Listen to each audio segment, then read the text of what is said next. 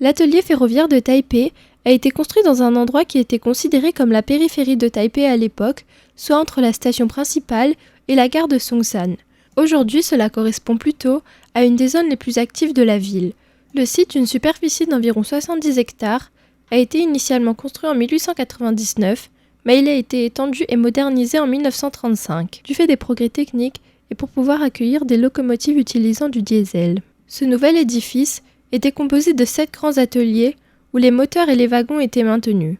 En plus des ateliers, des bureaux, dortoirs et même des bains publics de style romain ont été construits.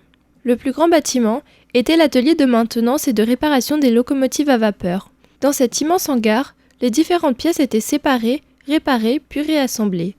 La construction du bâtiment est telle qu'il est constamment éclairé tout au long de la journée. Le bâtiment adjacent est l'atelier consacré à la réparation des locomotives diesel et électriques. Enfin, le troisième bâtiment le plus grand était dédié à la maintenance des wagons de passagers et de fret. En 1948, l'administration des chemins de fer taïwanais a mis en place une entreprise d'État pour gérer la structure qui a perduré pendant 60 ans. Par ailleurs, le site a également aidé à l'établissement du réseau de métro de Taipei, mais il a fermé en 2012 suite à la construction du nouvel atelier de Fougang situé à Taoyuan. Pour éviter qu'il ne devienne l'apanage des promoteurs immobiliers, des citoyens se sont mobilisés. Coïncidence, au même moment, l'ancienne usine de tabac de Songshan, datant de la même époque, venait d'être transformée en parc culturel et créatif.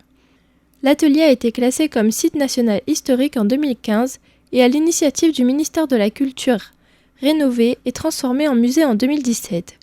Bien que le nombre de visites journalières soit encore limité, l'objectif est d'en faire une attraction populaire dans le futur.